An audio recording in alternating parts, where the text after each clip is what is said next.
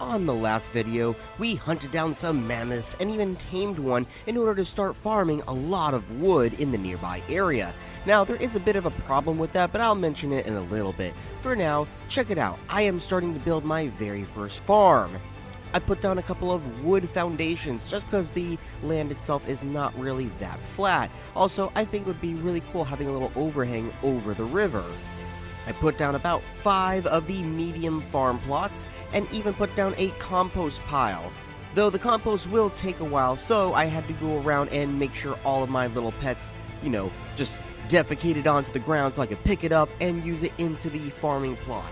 The brand new pipe system of Ark Survival Ascended is actually quite neat. All you have to do is put in an intake and then put the tap wherever you want. The intake will feed water to the tap automatically without having to have a whole line of pipes running all over the place.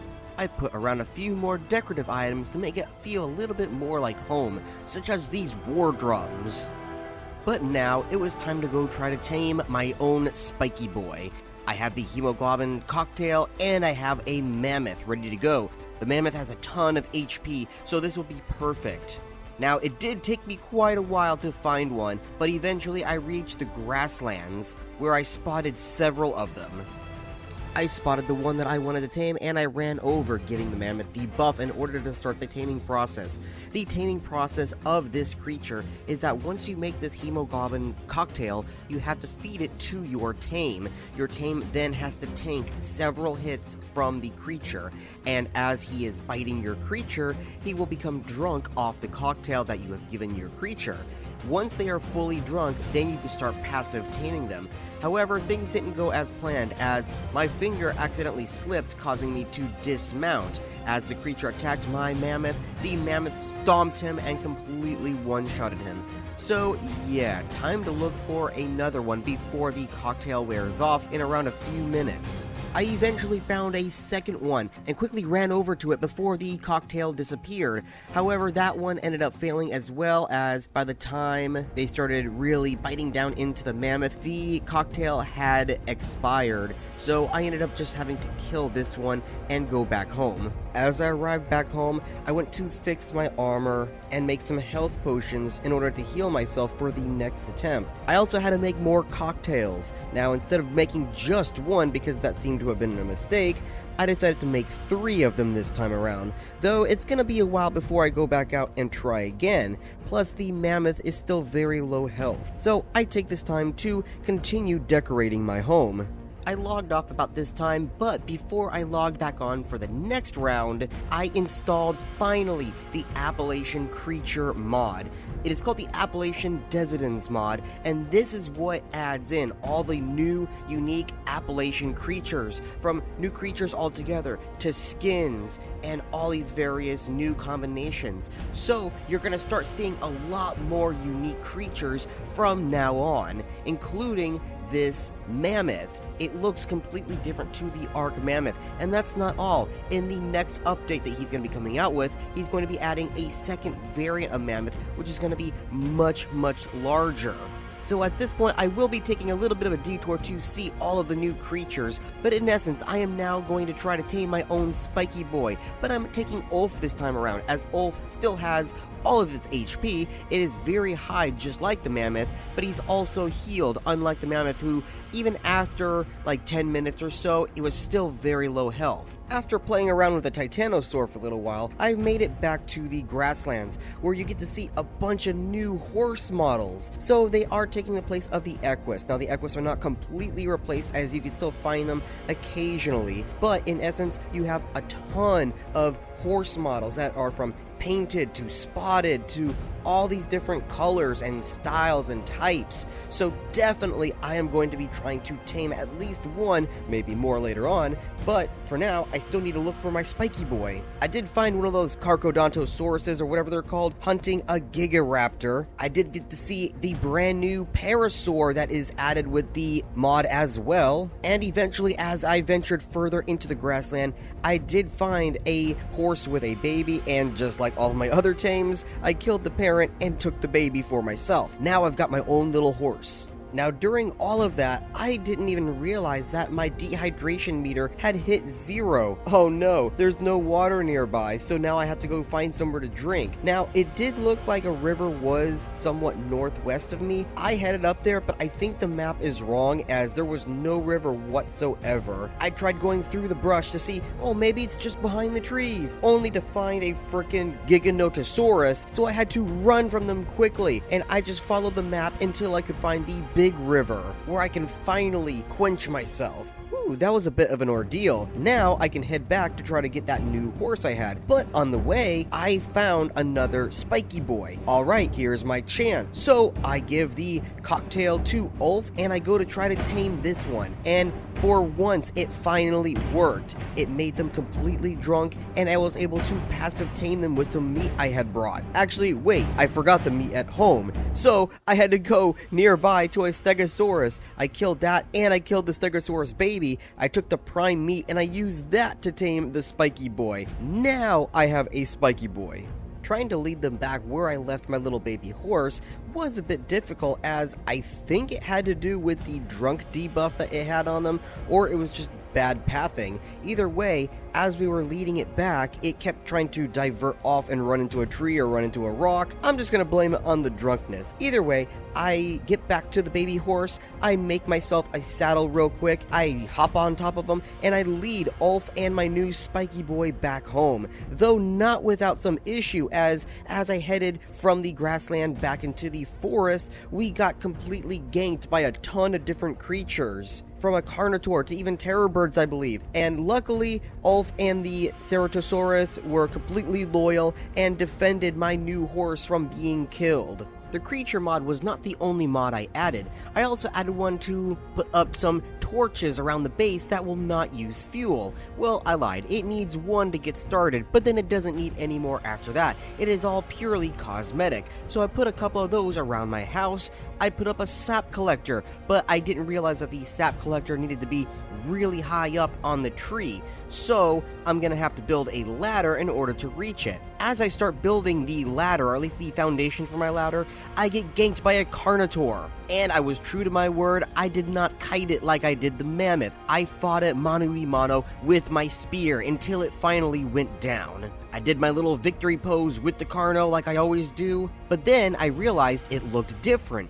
This is actually a reskin for the Appalachian map, so that got me wondering, what else haven't I seen yet that is new from the mod? I quickly finished the ladder up into the sap. I had to put a couple of spiral staircases until I could eventually make a platform so I could reach the sap collector.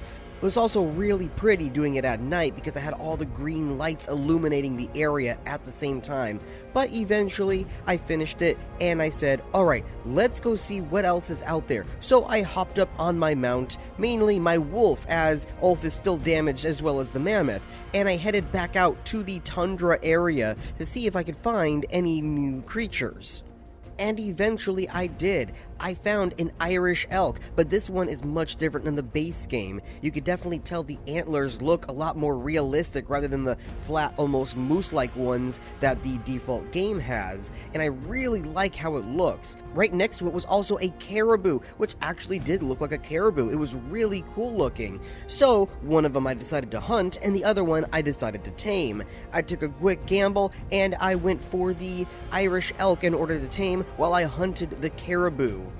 I did have to ride Wolf back as the caribou did give me the slip several times. It is just fast. Also, the pathing is broken, so it takes a tight turn every 5 seconds. But eventually I led it into the river where I got some good hits into it. I went into the river, got my meat, but I also saw that there were some little otters swimming around. So I took this moment to tame one of them, and I named him Floof, spelled F-L-U-U-F, because I thought that was adorable. And I will take Floof home with me to meet Bartholomew. Though besides the otters swimming around, there are also brand new fish. Now, I didn't realize that at first because I just killed a coelacanth in order to tame the otter, but as I went into the big river outside my base, I found a catfish. And you're gonna find a lot more various types of fish, from bluegill, small and even big mouth basses, and all different types of other fish in this map. It is amazing, and I love the variety of fish. With all of these new additions, I had to give all of them names, so I already told you that I named the otter Floof. I named my horse Ocelot because he's got spots like a cat. I named the deer Thandril, and I named the spiky boy just simply Spike. Dropping them back off home, I headed back out to find a Brachiosaur. This is from one of the Arc Additions mods. But even so, they are towering. I think the largest creature in the game, rivaling the Titanosaur. They are absolutely massive and I do not want to mess with it, so I continued on. I found a female caribou, which is just what you expected. It looked just like the caribou, but without the antlers. But even so, it looks so much better than the default that I just had to look at it a little bit longer. Now, remember an episode or two ago where I found the boss arena that's supposed to have the beaver boss? I headed back there now knowing that there is something there. However, I still did not find him. They do not always spawn where they are supposed to, at least the bosses. They are randomly spawned in, so I had to just kill a few things and wait around, but it still didn't spawn, so I will try again later. I continued northeast to explore more of this area that I had not been to before. It very much was a tundra-like area, but there was more than just that. Up into the glacier above me was the red obelisk, completely covered in ice. I had not seen that up until now, so I thought it was absolutely amazing.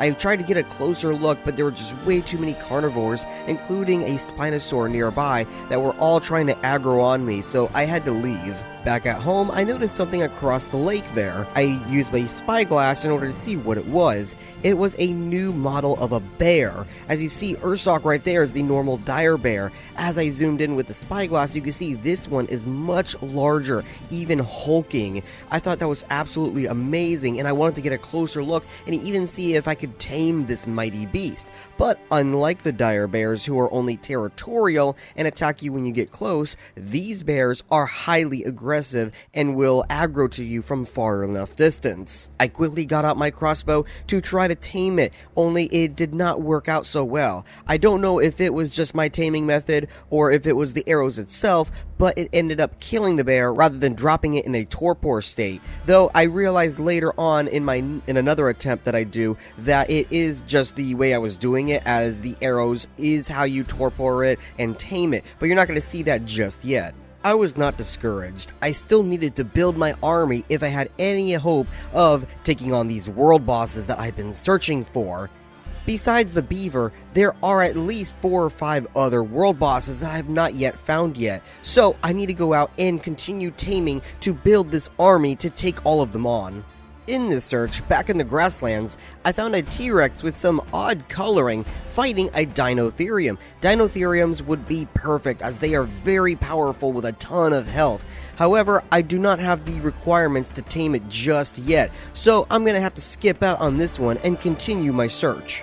Back at the river near my base, I found some raccoons. I had not seen these yet, so I followed one around to watch it. It looked like you had to passive tame it the same way as an otter, with a little fish. So I go to try to find a fish to feed the raccoon, though it was not impressed by the massive fish that I was trying to give it as tribute. I think these raccoons are bugged, so I tried an alternative method, which is my go-to: kill the parent and take the baby. But that did not seem to work either, as the babies also required a fish, and it didn't work again with a different fish and a different raccoon. So for now, I'm gonna have to wait until I can get myself a little raccoon friend.